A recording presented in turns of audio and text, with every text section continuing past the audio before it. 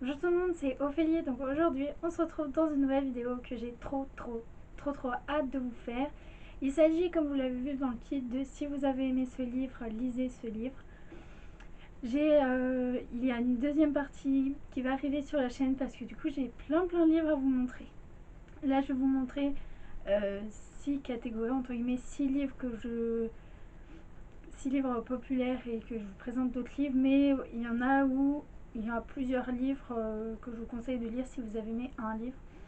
Donc voilà, trop hâte de vous montrer tout ça et on commence tout de suite. Mais Percy Jackson de Rick Riordan, je pense que ça se dit comme ça. Je vous conseille de lire la série Opprimé. Donc là j'ai les 2 tomes, c'est Opprimé et Révolté. C'est écrit par Jessica Terrier et c'est publié chez les éditions Milan. Dans ce livre, en fait, on va suivre, que je ne dise pas de bêtises, Élise, qui en fait ne vit pas comme tout le monde. Elle a 90 ans, mais elle ressemble à une personne, il me semble, de 18 ans. Oui, voilà, c'est ça. Et en fait, elle va faire la rencontre de William, qui va en fait lui faire découvrir que ce n'est pas une. Elle savait que c'était pas une humaine, mais en fait, il va lui faire découvrir que c'est une demi-dieu. Elle descend d'une déesse ou d'un dieu. Et il va lui faire découvrir du coup tout cet univers et qu'en fait il y a plein de demi-dieux comme elle qui sont partout sur la terre. Et du coup, voilà, peut-être qu'il y aurait une révolte qui se prépare, peut-être qu'il y aurait des comment des trahisons, des complots, tout ça, tout ça. Et franchement, si vous aimez beaucoup l'univers des dieux mythologiques et que vous avez beaucoup aimé Percy Jackson, je trouve que c'est un bon livre à lire. En plus, on suit un personnage féminin, donc ça peut différencier avec Percy Jackson. Mais en même temps, il y a le lien de la mythologie et des super pouvoirs, des pouvoirs magiques plutôt, parce que en fait, Élise, elle a un côté de son corps où elle peut tuer avec son sang et de l'autre elle peut guérir, et du coup ça l'a fait une adversaire redoutable, en même temps une alliée qu'on aimerait tous avoir dans notre clan. Donc voilà, juste une série trop bien que je vous recommande à 2000%. Ensuite, je n'ai pas le livre en ma possession, mais j'ai déjà lu à mon CDI quand j'étais au collège. Il s'agit pardon, de Hush Hush. Alors je sais plus de qui et qui l'a écrit. Je pense que vous connaissez tous, en tout cas, il passe assez souvent. Et du coup, je vous conseille de lire Damnée de Lorraine Cat, publié chez les éditions Bayard Jeunesse. Dans ce livre, je recommence.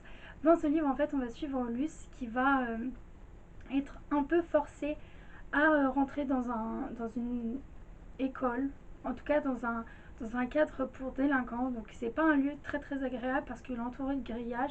C'est un peu sinistre parce qu'il y a un cimetière juste en face de l'école où elle est. Et du coup, voilà, c'est pas ouf. En plus, elle se sent pas comme étant quelqu'un de dangereux, même si en fait, au début, on sait qu'elle a tué qu'il y a quelque chose qui a tué son meilleur ami, pas son meilleur ami, son petit ami, mais elle sait pas ce que c'est, elle sait que ce n'est pas elle. Et du coup, en fait, on a toute cette recherche de soi, mais aussi le fait qu'il y a des anges et des démons qui se mêlent à l'histoire, et on a le passé de Luce qui est un peu mystérieux et en même temps qu'on découvre au fil de l'histoire avec elle. Et en plus, il y a un petit triangle amoureux parce que Luce va capter l'intention de 2 jeunes hommes complètement différents. Donc un qui est assez angélique, qui est blond, qui est blond aux yeux bleus et toujours souriant, et l'autre qui est un peu plus démoniaque entre guillemets, avec des cheveux noirs, des yeux assez sombres et une allure bad boy. Et voilà, franchement, c'est une très bonne série que je vous recommande. Il me semble que c'est une trilogie, mais je voudrais pas dire de bêtises. En plus, je trouve que la couverture est assez parlante avec Hush Hush. On retrouve les mêmes tons un peu froids. Et voilà, on a des petits corbeaux au fond qui peuvent rappeler les démons, les anges. Et juste la fin, elle est juste très bien. Donc, bah, très bien. Hyper bouleversante et en même temps, genre, tellement pas attendu, que je vous recommande si cette série vous je vais pas y arriver, si cette série vous tente d'acheter le tome 2, parce que sinon vous pourrez pas juste vous empêcher d'aller l'acheter, tellement la fin elle est juste on a envie de découvrir la suite. Donc je vous recommande à 1000%.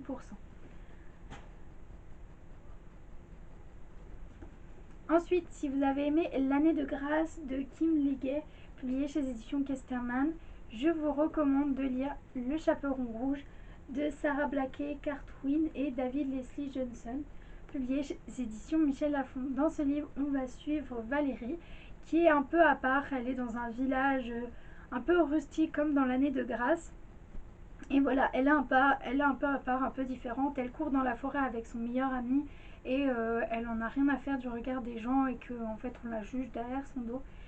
Et en fait un jour il va avoir des meurtres et on sait que les meurtres ont été faits par le loup. On ne sait pas qui c'est, on ne sait pas qu'est-ce qu'il est.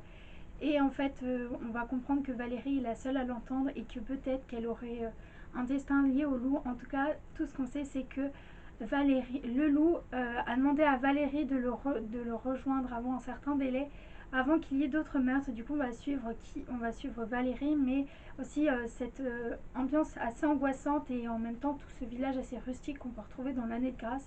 Et je trouve aussi que la place, il y a aussi dans ce livre le fait qu'on questionne la place de la femme dans la société, là dans ce village un peu rustique et à quoi elle est servie.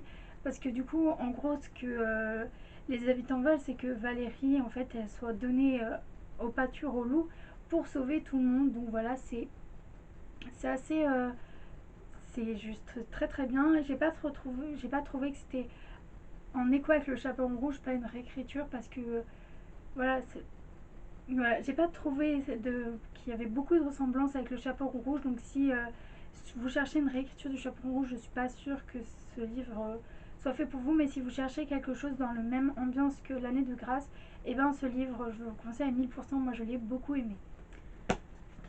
Ensuite, si vous avez aimé Aurora Squad de Amy Kaufman et Jay Christophe, publié chez Édition Casterman, cette série a fait beaucoup parler d'elle et fait encore beaucoup parler d'elle. Je vous conseille Marquer les ombres de Véronica Roth, publié chez Éditions Nathan. Je sais qu'il est déjà passé plusieurs fois, mais il y a fort longtemps, donc du coup je me suis dit, petite piqûre de rappel, ça peut faire du bien. Donc dans ce livre, on va suivre Syrah, une jeune, comment dire, c'est la sœur du roi qui gouverne le royaume où elle est. Et ensuite, on va suivre Ako, qui lui est de l'autre partie de la planète où Syrah habite, parce que la planète est coupée en deux. On a d'un côté les Shootés et d'un côté les Touvés. Et ils s'entendent pas trop parce que voilà, ils ont un passé un peu compliqué. Et du coup, Ako est de l'autre côté et lui, il vit un peu dans l'ombre de sa mère qui est une sorte de prêtresse. Elle voit le futur et tout ça par un heureux, malheureux hasard. Syrah et Ako vont se rencontrer dans des circonstances qui ne laissent pas forcément la place à une amitié. Et on va voir leur relation se développer. Mais c'est pas ça qui fait écho à Aurora Squad. C'est qu'en fait on est dans l'espace et on est dans un nouveau système solaire. Il n'y a pas de Terre, il n'y a pas Mars, il n'y a pas Vénus. C'est vraiment d'autres planètes qui ont un autre nom, mais il y a toujours le Soleil. Et en plus, voilà, on a des personnages qui vont partir dans l'espace, découvrir un peu. Nous, on découvre ça, eux, ils sont assez familiers, mais c'est vraiment un tout autre monde que j'ai pris plaisir à plonger dedans. Je l'ai pas fini, il me reste ça, et genre, c'est juste trop bien. Aussi, Marquer les ondes m'a fait penser aussi à Ne me touche pas ou Shut of Me. Si je dis pas de bêtises, je vous mettrai la couverture ici.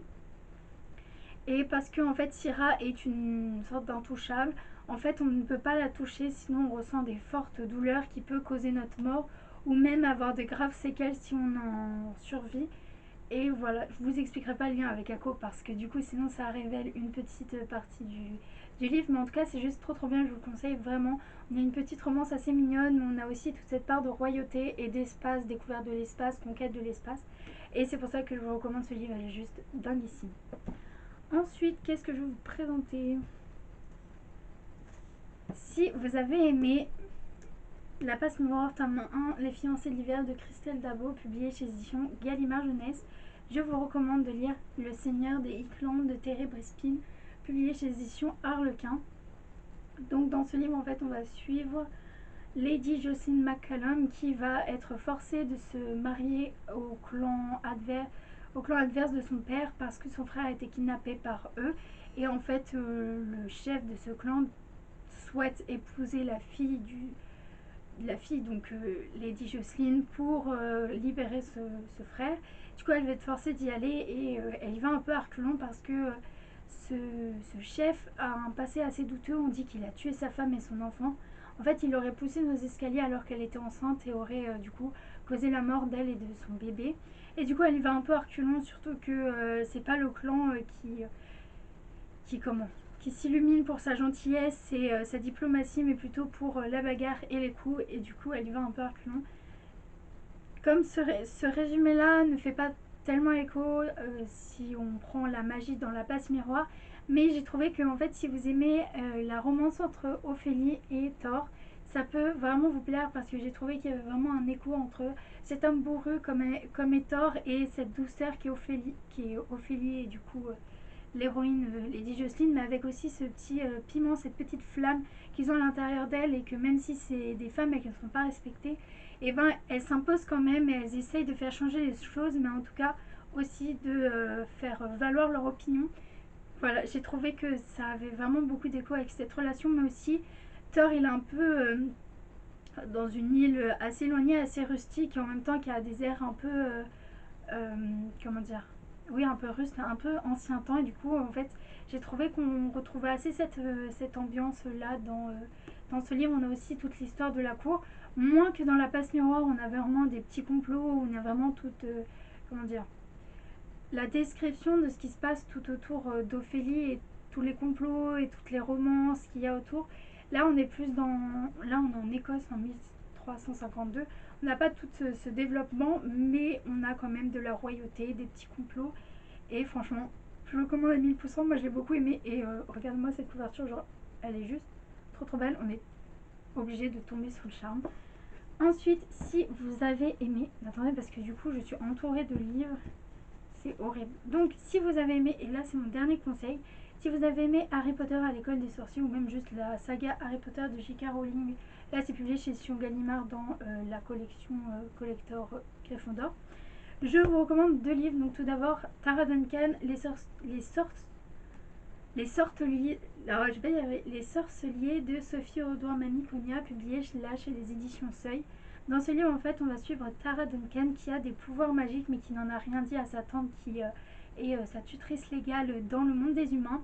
Un jour, par hasard, elle va découvrir le monde de l'autre monde où en fait elle va découvrir des gens qui sont comme elle, qui ont des pouvoirs magiques. Il y a aussi des créatures complètement sorties de l'imaginaire, mais aussi des créatures assez humaines mais complètement différentes d'elle. Et aussi elle va découvrir qu'il y a une école et que cette école permet aux enfants, aux adolescents de maîtriser leurs pouvoirs. J'ai trouvé que ça avait beaucoup de ressemblances avec Harry Potter dans le sens où on est dans une école, on apprend à contrôler ses pouvoirs magiques et ensuite on a aussi ce petit complot entre ce petit complot et cette intrigue entre le fait que Tara, elle, n'a pas de parents. On lui dit qu'elle est morte, en tout cas ils sont disparus, je sais plus quoi, mais en tout cas ils sont plus là. Et en fait elle va apprendre que sa mère a été kidnappée par un méchant et qu'en fait elle va tout faire pour la retrouver parce que elle, ce qu'elle veut, c'est revoir sa mère et peut-être que sa mère rentrerait en contact avec elle pour lui donner un peu ce souffle d'espoir. En tout cas c'est juste trop trop bien. Par contre, petite alerte, cette série est vraiment grande. Donc si vous vous embarquez, juste, voilà, je vous avertis qu'elle est très très grande, mais elle est très très bien et moi je vous la recommande. Ensuite nous avons, ah et aussi ce que je voulais dire, j'ai oublié, mais dans Tara Duncan, ce qui est aussi assez parlant avec Harry Potter, c'est qu'on va suivre l'évolution de ce personnage. Il me semble qu'elle a 13 ans ou quelque chose comme ça.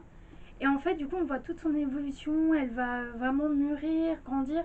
Et c'est ça que j'ai trouvé assez intéressant parce que, comme dans Harry Potter, on voit l'évolution d'un enfant de 12 ans qu'on quitte à 17-18 ans. Et là, du coup, j'ai trouvé que c'était assez parlant avec Tara Duncan. Bon, passons à l'autre livre qui est Oscar Pollock. Donc là, c'est le tome 1, L'inespéré, de Anne Plicota et Sandrine Wolf, publié chez les éditions XO Éditions. Donc de ce livre, on va suivre Oscar Pollock qui a 13 ans, qui va découvrir à un moment qu'elle a des pouvoirs magiques et en fait, au début elle va pas en parler à sa famille parce que se dit que c'est un peu improbable et à un moment elle va écouter une conversation, elle va épier une conversation qu'a sa famille et en fait elle va complètement découvrir un autre monde. En fait elle est dans le monde des humains mais sa famille a été rejetée par le monde où ses ancêtres viennent suite à un danger. Et peut-être que Oscar serait l'élu, en tout cas l'inespéré, qui permettrait de rétablir le bien dans ce monde-là et aussi que sa famille puisse retrouver le monde dans lequel ils viennent. Et voilà, tout ce qui est contrôle des pouvoirs, nouveau monde, nouvelles découvertes. nouveau passé. Et voilà, ça fait extrêmement écho, je trouve, à Harry Potter parce que du coup, comme d'habitude, on suit une enfant qui découvre des pouvoirs, qui va découvrir un autre monde et qui va découvrir que son passé n'est pas vraiment... Voilà, il y a des choses qui est différente avec la version qu'elle avait, mais aussi le fait que c'est l'inespéré comme dans Harry Potter qui est le survivant et qui en fait inconsciemment a le rôle de, de tuer entre guillemets Voldemort et de rétablir le bien dans le monde des sorciers. Mais là je trouve c'est un peu pareil parce que du coup Oscar ne sait pas vraiment quel rôle elle doit jouer, mais elle a un grand rôle à jouer et du coup c'est ça qui fait un peu écho je trouve. En tout cas si vous aimez la magie et découvrir des enfants, parce que c'est des enfants, évoluer et dans ce monde magique qu'on ne connaît pas, et ben je vous recommande parce que franchement trop bien. Et en plus il y a une série juste à côté, un peu parallèle, c'est ah je sais plus, je vous mettrai la couverture, mais en tout cas si vous souhaitez lire une aventure, une romance, mais une romance assez magique avec des incubes, foncez parce que ce livre il est juste trop bien. Et il est très bien écrit, les personnages sont assez complexes. Et ouais, on découvre au fil de l'histoire qui ils sont et pourquoi, comment ils sont devenus ça. Est-ce qu'il y a... Bref, je peux pas trop vous en dire plus sinon ça sert à rien de lire la série. Mais voilà, si vous voulez lire une histoire avec des incubes, bah foncez. On s'est un peu dissipé, je me suis un peu dissipée parce que cette série n'a rien à voir avec Harry Potter. Mais voilà, j'ai fini de vous montrer les 6 livres, me semble, hein, que je vous conseillais si vous avez aimé un des livres que je vous ai présenté. N'hésitez pas à me dire en commentaire si vous avez lu un des livres que j'ai présenté, si du coup ça vous a poussé à vider votre page dans le sens où il y avait des livres qui étaient à l'intérieur et que du coup vous les avez lus. N'hésitez pas à me dire tout ça en commentaire, n'hésitez pas à me dire si vous avez une idée de vidéo en particulier. Voilà, je me ferai un plaisir de vous la faire. Et n'hésitez pas à liker, à partager, à vous abonner à cette chaîne si cette vidéo vous a plu. Et moi je vous dis à dimanche prochain pour une nouvelle vidéo.